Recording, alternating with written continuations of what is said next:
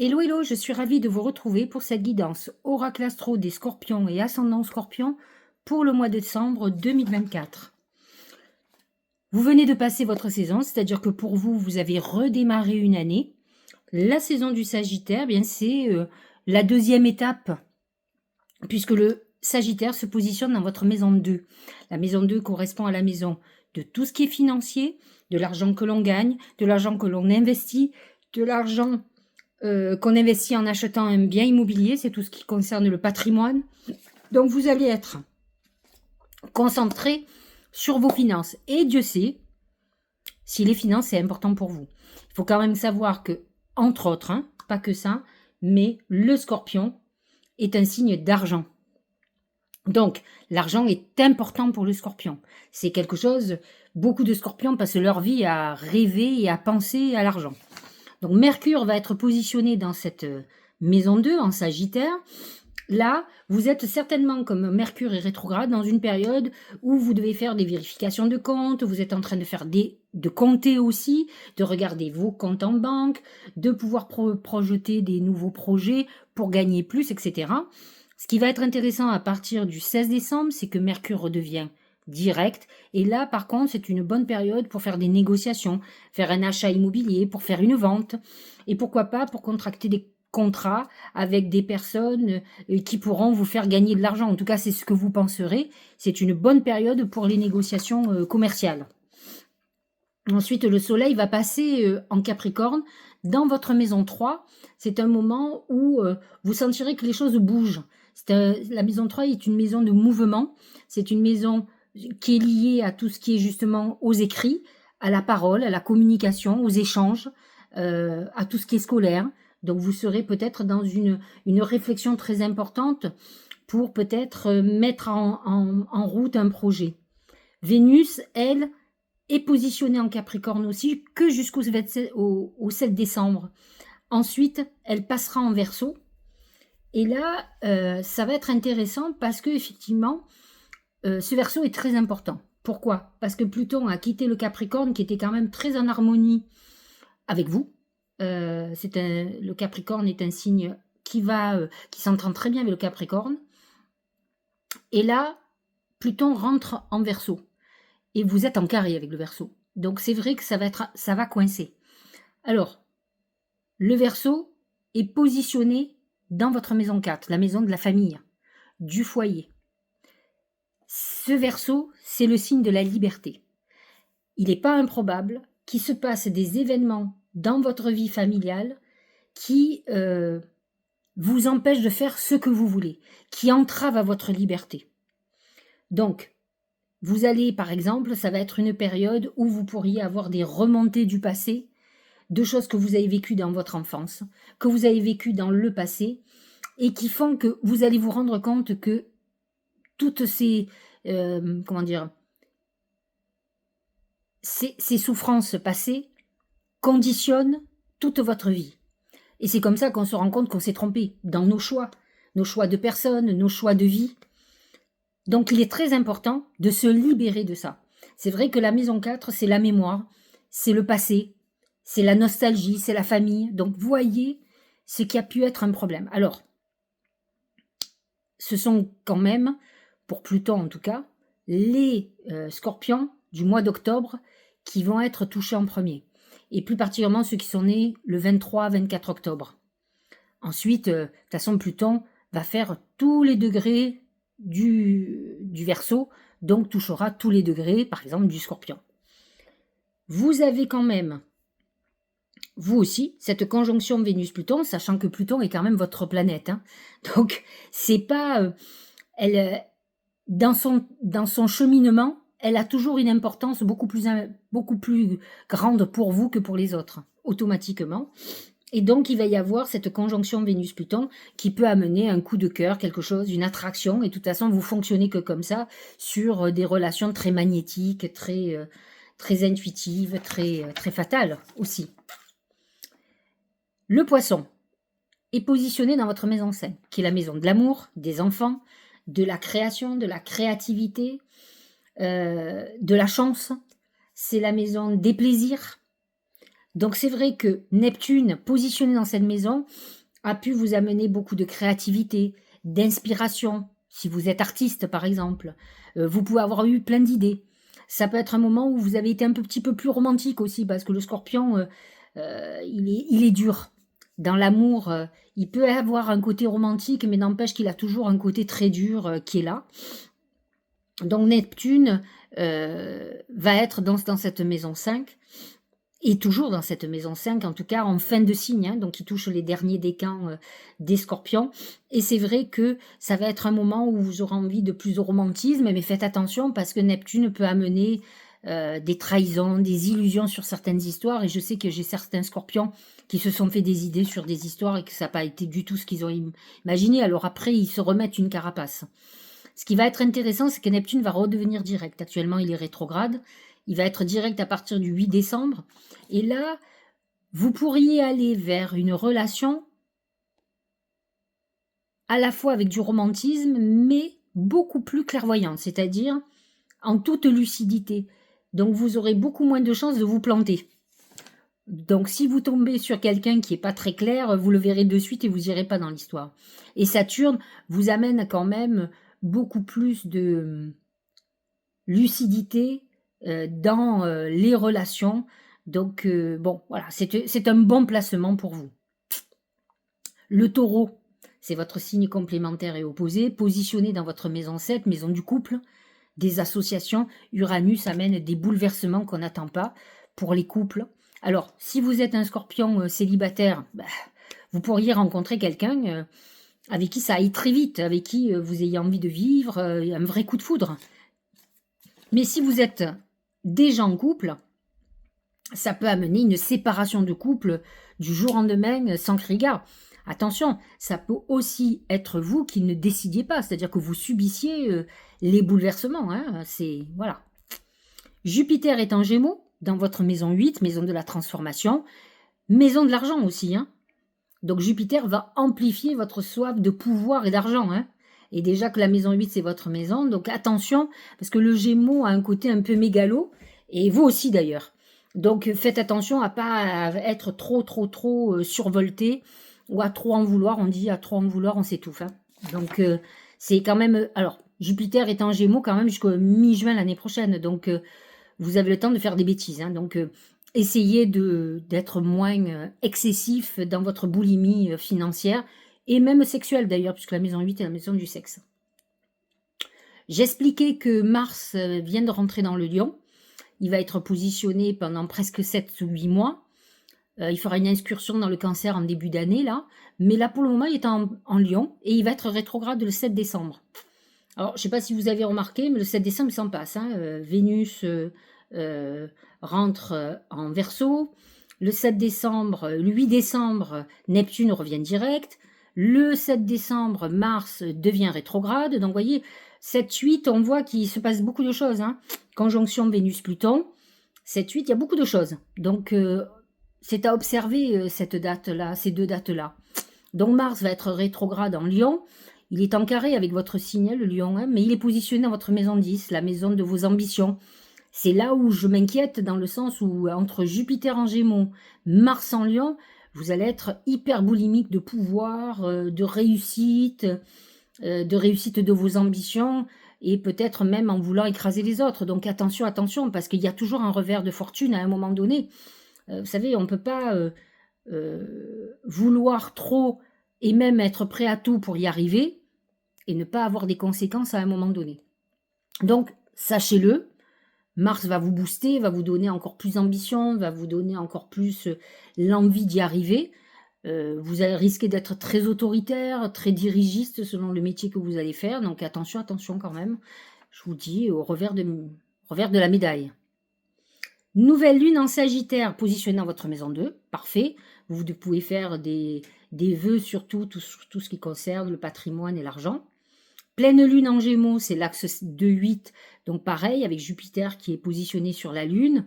Effectivement, c'est un moment où effectivement, on doit regarder ce qu'il en est au niveau financier ou vos désirs à ce moment-là. Essayez d'être raisonnable sans trop d'excès, ou en tout cas avec lucidité. Ce qui va être intéressant, c'est la nouvelle lune du Capricorne parce qu'elle est positionnée en maison 3. Et je vous l'ai déjà dit, la maison 3, c'est la maison de la communication. Et quand on fait des vœux, ben, on envoie un message à l'univers, à ses guides. Et donc, on est complètement dans cette communication. Et la maison 3 représente là aussi la maison de nos messagers, de nos anges gardiens. Donc, nouvelle lune très intéressante pour vous, pour pouvoir envoyer vos messages et vos demandes le 30 décembre. Voilà pour l'astrologie. On va voir ce que nous disent les oracles. Alors, l'oracle qui détermine le mois de décembre pour les scorpions, regardez, c'est le trésor, c'est l'argent, la prospérité. Vous êtes dans un mois où effectivement on pourrait accroître son argent. On a le soleil en Sagittaire, on a Mercure en Sagittaire, dans notre maison 2, la maison de l'argent, du patrimoine, dans une période d'opulence, de calcul aussi, mais une période où on brasse de l'argent, c'est un peu la récolte de tout ce qu'on a semé pendant des mois. Donc on est dans une période plutôt faste, intéressante et qui vous plaît, puisque je l'ai déjà dit, le Scorpion est quand même un signe d'argent. Au niveau professionnel et financier, c'est le brouillard. Alors, vous allez me dire, mais vous venez de nous dire qu'il y a de l'argent. Oui, mais vous pouvez aussi professionnellement, par exemple, être dans des questionnements. Peut-être avez-vous des choix à faire, peut-être avez-vous été grugé, peut-être avez-vous des doutes sur plein de choses. C'est une période où on doit avoir des réflexions et pas obligatoirement des décisions. Il faut faire attention, Mercure est rétrograde, hein, donc il est quand même dans votre maison 2, la maison de l'argent. Et là, on parle du travail et de l'argent. Et vous pouvez avoir certaines décisions ou avoir un manquement financier. Mercure peut vous mettre dans une phase un peu difficile, embrouillée, où on ne sait pas vraiment ce qu'on veut, où on va aller. J'ai envie de vous dire qu'il vaut mieux attendre à partir du 16 décembre pour prendre des décisions. Vous serez un petit peu moins dans le brouillard et vous pourrez faire des choix certainement judicieux. N'oublions pas que l'oracle qui dirige votre mois, c'est quand même le trésor qui représente l'abondance, la prospérité. Donc vous êtes quand même dans un mois plutôt agréable, mais faites attention à vos investissements et à toutes les décisions que vous aurez à prendre. Au niveau sentimental, là aussi, c'est le choix. On est dans une période de décision. On peut se douter beaucoup, parce que quand on est dans une période de choix, on a toujours un moment où on réfléchit et on doute. Alors, vous pouvez être dans un choix affectif entre deux personnes, mais vous pouvez être aussi dans un choix de vie. C'est-à-dire que si vous êtes célibataire et depuis un certain temps, peut-être avez-vous envie peut-être de passer à autre chose, de commencer à penser à deux. Surtout si vous venez d'avoir un coup de cœur. Je vous ai dit, il va falloir regarder ce qui se passe entre le 7 et le 8 décembre. Il y a quelque chose qui pourrait se passer de très magique et qui vous remette le baume au cœur, qui vous donne envie d'avancer. Donc on est dans cette phase, peut-être, pourquoi pas garder sa vie de célibataire et de notre côté, où on a la liberté de faire ce qu'on veut, et de notre côté, pourquoi pas quelque chose de beaucoup plus stable, où on soit beaucoup plus heureux. À vous de voir ce que vous avez envie. En tout cas, on est dans une période où on va prendre des décisions. Alors c'est peut-être pas au mois de décembre, mais en tout cas, on sent que ça pousse, qu'il y a besoin de certaines choses. Au niveau santé, c'est le mage. Le mage est un messager qui augure peut-être des décisions difficiles ou des problématiques. Le mage peut annoncer quand même un souci de santé, quelque chose qui peut être difficile pour vous. Donc vous allez avoir peut-être des nouvelles de quelqu'un qui a quelques problèmes de santé. Attention à vos yeux. C'est une phase où c'est les yeux qui peuvent être touchés, marqués. Donc voilà, on est pas obligatoirement dans une grosse problématique de santé, mais on peut apprendre un souci particulier qu'on n'imaginait pas ou avoir des nouvelles de quelqu'un qui a des problèmes de santé et qui nous touche. J'ai demandé à mes guides comment la chance allait se manifester ce mois-ci. C'est la pensée. Alors c'est l'idée. Vous êtes dans une phase d'inspiration. Neptune en poisson vous amène de l'inspiration, de la créativité. Vous êtes connecté, vous êtes intuitif. De toute façon, le scorpion est très, très intuitif. Donc, effectivement, votre imaginaire peut beaucoup aider. Utilisez vos capacités intuitives, votre vraie vision. Si vous voyez que vous êtes un peu paralysé par la peur, par un certain nombre de choses comme ça, c'est que vous n'êtes pas dans l'intuition. Prenez du recul, apaisez-vous et après réfléchissez. Mais c'est vrai que c'est vos capacités qui vont vous aider ce mois-ci à prendre les bonnes décisions. Je vous l'ai dit, Mercure qui représente la pensée, l'imaginaire, va être rétrograde, va être direct à partir du 7 décembre et je pense que c'est à partir de là que vous pourrez prendre les décisions que vous devez. J'ai demandé enfin comment les lunes, qu'est-ce qu'elles pouvaient vous apporter, qu'est-ce qu'il fallait penser, qu'est-ce qu'il y avait à faire pendant les lunes. Il est sorti l'éléphant. L'éléphant représente le taureau. Et on dit que le taureau, Uranus est positionné en taureau et amène de l'imprévu. Donc il y a des grandes chances que vous ayez des choses soudaines qui se passent, que vous n'attendez pas, et qui vont changer la donne pour vous, un changement d'orientation. L'éléphant représente quand même le dur labeur, les activités très lourdes, donc vous pouvez être dans une période où vous allez beaucoup travailler. À vous de voir, c'est vrai que ces lunes, c'est beaucoup la maison 2 et la maison 8 qui sont aspectées, donc c'est le côté professionnel et financier qui va être mis en avant. Donc vous êtes dans cette phase où vous allez remonter les manches, vous allez beaucoup bosser, vous allez continuer à beaucoup bosser. Nous allons regarder le Tao pour voir ce qu'il a à dire et comme ça je pourrai peaufiner même par rapport à ce qu'a dit mon oracle magique. Regardez, c'est le progrès. C'est plutôt très positif pour vous. Hein. Avancement, obtention de la reconnaissance, appréciation, accomplissement, accélération, un gain régulier, clarté accrue. Vous êtes dans une période plutôt positive. C'est une phase où effectivement vous avez certainement beaucoup travaillé et vous êtes dans la période où vous en tirez les fruits. C'est un moment, ce mois de décembre, où on récolte tout ce qu'on a semé. Donc c'est ça cette progression. Vous sentez que tout ce que vous avez fait a apporté ses fruits. De toute façon, le Sagittaire représente cette progression, la progression de l'année, mais la progression de tous vos projets. Regardez, la chance, ça me fait penser beaucoup à la prospérité qui est sortie de suite. Croyez en votre bonne étoile et vous provoquerez de véritables coups de chance. Effectivement, utilisez les énergies très positives du Sagittaire qui croit en sa bonne étoile pour que vous croyiez en votre bonne étoile. Alors, les Scorpions ne sont pas des malchanceux. Hein. D'abord parce qu'ils aiment l'argent, donc ils se battent pour avoir ce qu'ils veulent. C'est juste qu'ils ont des côtés parfois très sombres qui les font faillir ou les font, comment dirais-je, les font chuter. C'est dommage. Et leur plus grand ennemi, c'est eux-mêmes, leur mode de fonctionnement.